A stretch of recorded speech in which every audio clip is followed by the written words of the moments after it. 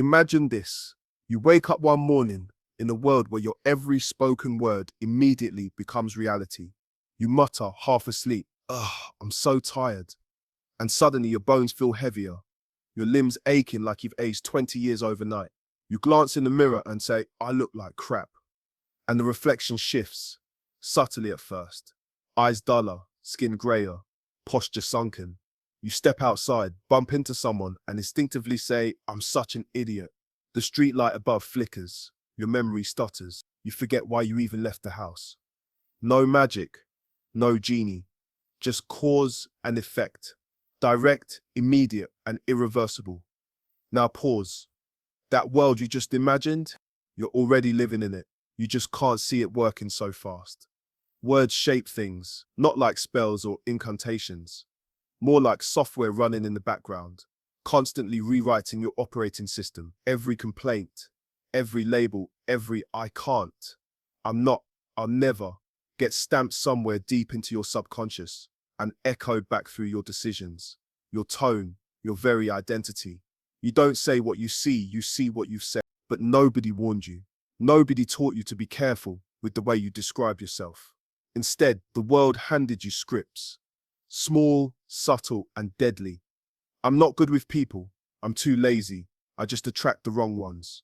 It's always been like this. You've said these things like facts. But what if they were never facts? Just instructions.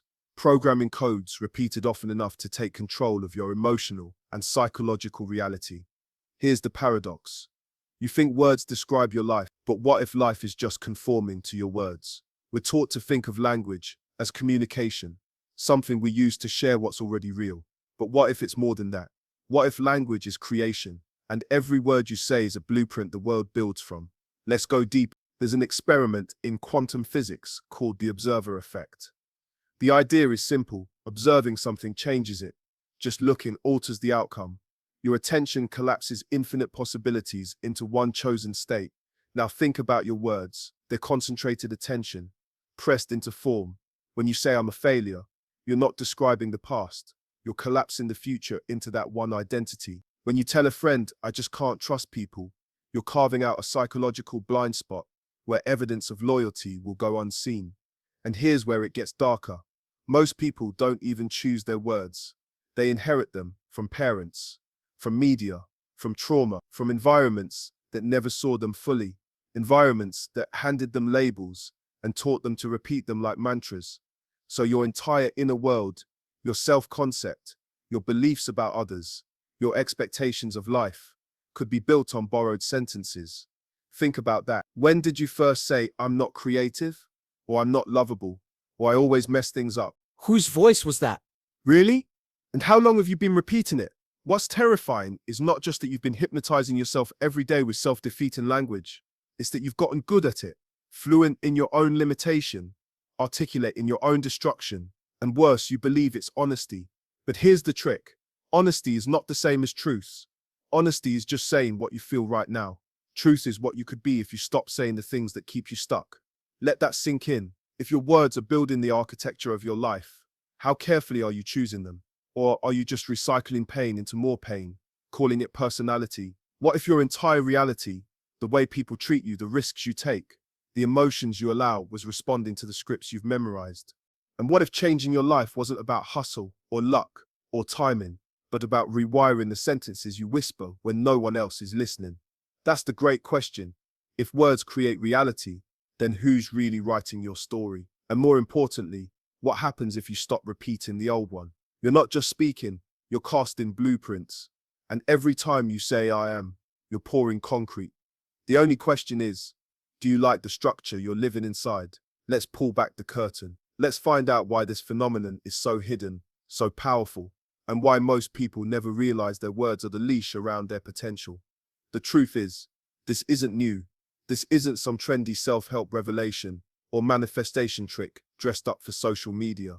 This is ancient, it's archetypal, it's buried in philosophy, whispered through psychology, and etched into every major tradition that tried to make sense of the human condition. But somewhere along the way, you stop noticing. Because the problem isn't just that your words shape your world. The problem is that you didn't choose the words. And worse, you don't even realize that someone else did. Let's start with childhood. As a child, you were pure potential. Everything was new, and your mind was a sponge. But children don't think in abstract logic. They learn by mirroring. They copy language, tone, emotion, rhythm. They don't understand words the way adults do. They become the words. So when a parent, teacher, or even a stranger said, "Stop crying, you're too sensitive, you're so difficult, you're always messing things up," it wasn't feedback. It was identity programming. Carl Jung called this process the formation of the persona, the social mask we wear, stitched together by what others accept and reject in us. We learn what gets love and what gets rejection, and we start shaping our words and later our behavior to fit that mold. Eventually, we forget where the mask ends and we begin. Jung also spoke of the shadow, the parts of the self we repress, because society told us they were unacceptable. But repressing something doesn't erase it, it just makes it unconscious, which means it still acts, but now it acts from the dark. So when you habitually call yourself lazy, stupid, or broken, you're not just being realistic, you're repeating the judgments that created your shadow in the first place. And every repetition tightens the chain. You're speaking from a wound, and the wound is speaking back. Nietzsche once wrote, "We are unknown to ourselves, we men of knowledge." He wasn't being poetic, he was being precise. You don't know who you are, you only know what you've been told, and you've repeated it so often, it feels like truth. But there's more. Your brain doesn't just store words like data, it physically changes in response to them. Neuroscience has shown that repeated language patterns, especially emotional ones, reinforce neural pathways. That means the more you say something like, "I'm not good enough," the more that thought gets physically etched into your brain. Over time, it becomes the path of least resistance. And this is where the trap tightens. Because once the belief is wired, you begin to filter reality through it. You unconsciously seek evidence to confirm it. You miss the opportunities that contradict it. You sabotage the situations that might prove it wrong. This is called confirmation bias, and it's one of the most powerful forces in human psychology. We don't look for truth. We look for proof of what we already believe. So if you believe you're cursed in love, your mind will ignore the people who show up right and focus only on the ones who leave. If you believe you're stupid, your brain will zoom in on every slip-up and dismiss every success as luck. If you say, "I always get anxious in crowds," your body will prepare for it before you even leave the house. Do you see it now? Your words are not harmless. They're instructions, they're expectations. They're self-fulfilling spells whispered through repetition. But why do we cling to them? Why do people hold on to destructive narratives like sacred truth? Because identity is safety, even if it's painful. Jean-Paul Sartre once said, "Man is nothing else but what he makes of himself." But most people would rather cling to a painful certainty than face the terrifying freedom of that truth. It's easier to say, "I'm just not confident," than to admit that confidence is a muscle you've refused to train. It's easier to believe, "I always attract toxic people," than to confront the part of you that finds safety in chaos, because stability feels unfamiliar. Schopenhauer described this tendency as the will to live, an irrational, unconscious drive that clings to patterns, even when they hurt us, because breaking them requires consciousness, awareness, pain, effort, choice. So we build cages with our own words, and then we decorate the bars. We call them personality, identity, just the way I am, and the culture doesn't help. Modern society has turned confession into a personality trait. We're taught to bond through negativity. "I'm so broken. I'm such a mess. Adulting is hard. My anxiety is killing me." Say anything too positive, and people think you're arrogant, delusional, fake. So we learn to downplay our power, mock our ambitions, and self-deprecate just enough to stay relatable. But underneath the jokes, the sarcasm, the ironic detachment, there's despair, a quiet resignation that this is who we are, and nothing will ever change. Aldous Huxley once warned that language has the power to both reveal and conceal truth. He said that words can be a window or a wall, and most of us are living behind a fortress of phrases we didn't build, don't question, and can't see beyond. But what if there's a way out? What if the first step to freedom isn't changing your actions, but changing the vocabulary that limits them? What if the phrases you've been saying under your breath, over and over for years, aren't reflections of your life, but instructions for it? What if silence isn't empty, but full of potential you've never dared to speak? Let's now step into the consequences. Because once you understand how deep this goes, you'll start to see the true cost of careless language. It happens slowly. You don't even notice it at first. You just start making smaller decisions, turning down that opportunity because it's not for someone like me, dodging the mirror because you already know what you'll see, avoiding that person because they're out of your league, apologizing before you speak because you're not the smart one.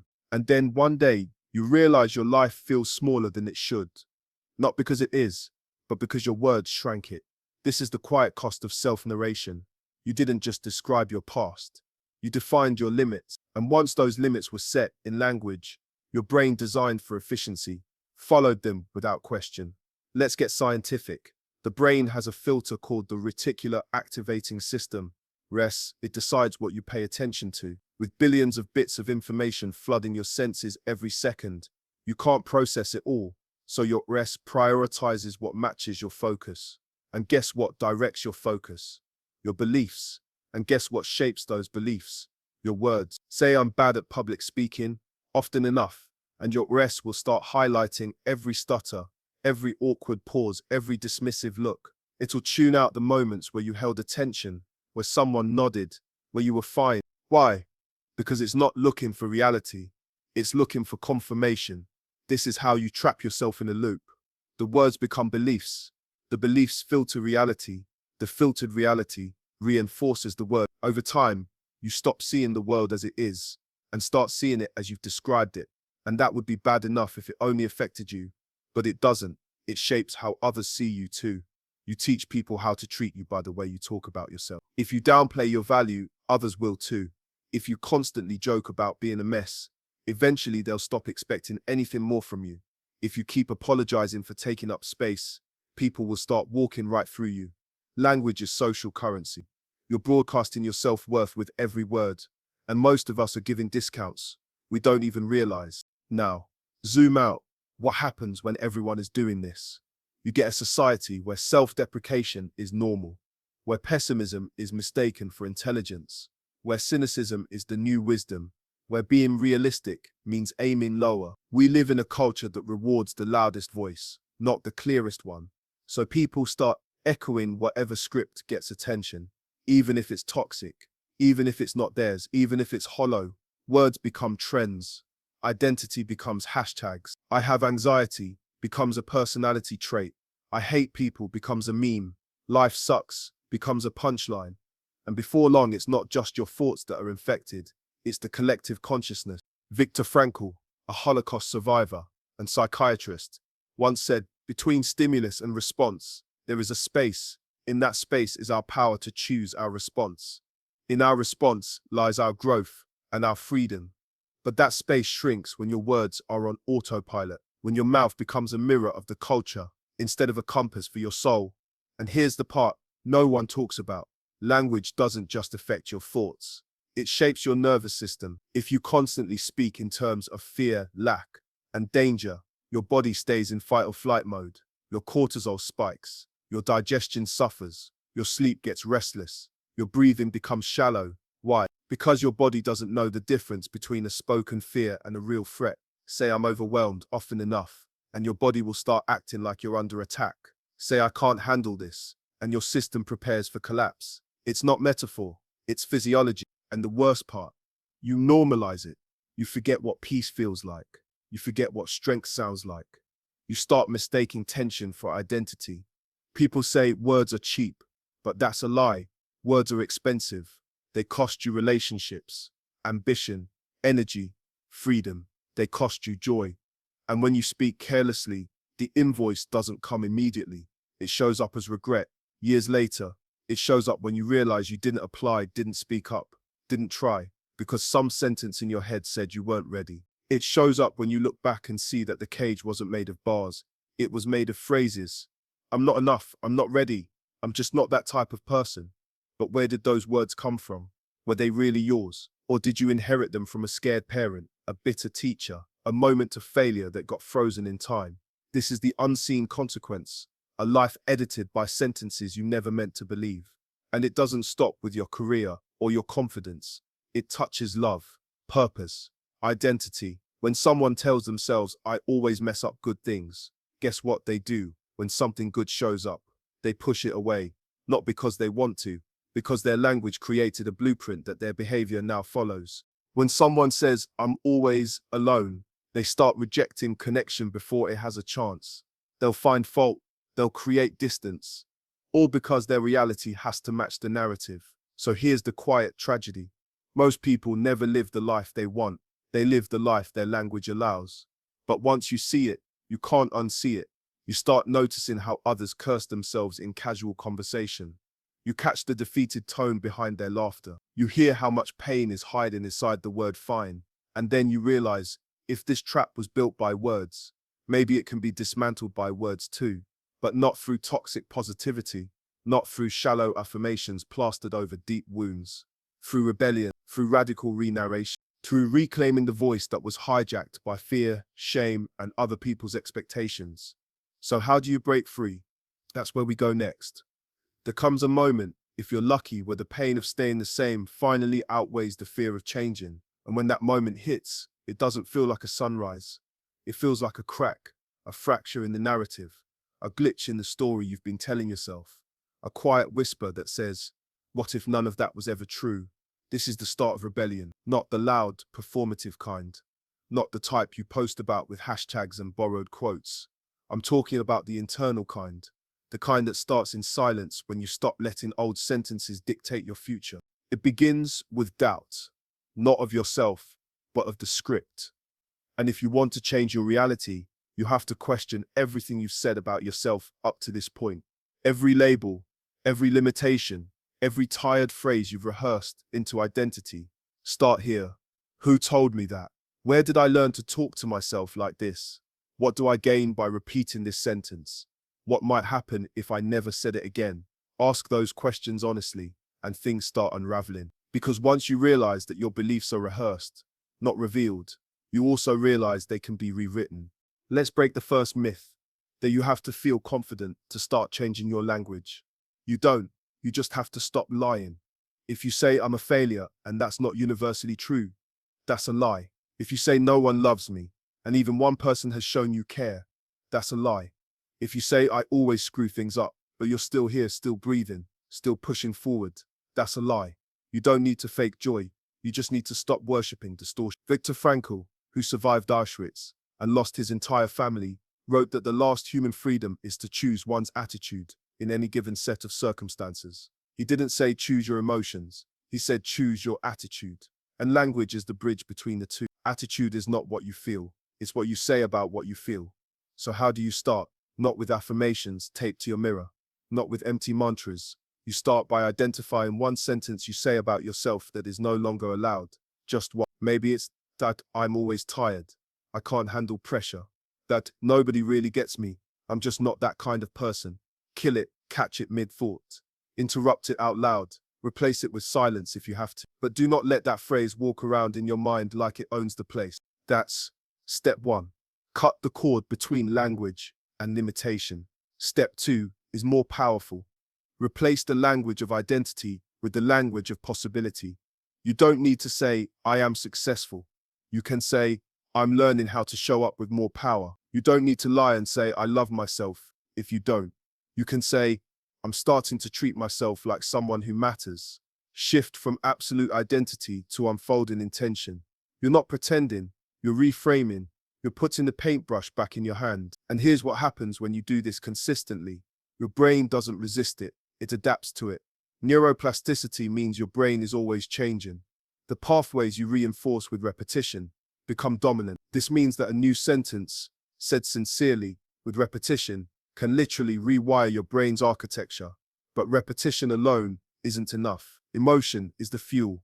That's why careless self-deprecation is so powerful. It's emotionally charged. To reprogram your mind, your words have to carry weight. So say them like they matter, not like a to-do list, not like a school assignment. Say them like you're speaking to a future version of yourself who's waiting on the other side of your fear. Say them like your life depends on it, because it does. History backs this up. Maya Angelou survived trauma by turning to language. Nelson Mandela used affirmations of peace while imprisoned. Viktor Frankl imagined his lectures after the camp. Muhammad Ali told the world, I am the greatest long before he became it. Were they delusional? No. They were engineers of identity. They used language to shape the world before the world reflected it. And so can you. Now don't expect applause. You'll be met with resistance from within and without. Some people will mock your new voice. Some will try to pull you back into the old phrases because they feel safer when you stay small, and your own ego will whisper, "This is fake. Go back to what you know." But that voice isn't wisdom. It's just the ghost of your old story trying to survive. Let it die, because on the other side of that death is language reborn. You'll start noticing shifts. Now people treat you differently. Opportunities show up. Your body relaxes. Nappy body relaxes. Nappy body relaxes. Not because you became someone new, but because you stopped speaking like the old version. You chose rebellion. You broke the cycle. You understood what most never will. Words are not decorations. They're not fluff. They are fate if you leave them on autopilot. But when you take the wheel, words become weapons, tools, medicine, magic. You write yourself forward, and every sentence becomes a step out of the maze. So now, here you are, on the edge of something deeper.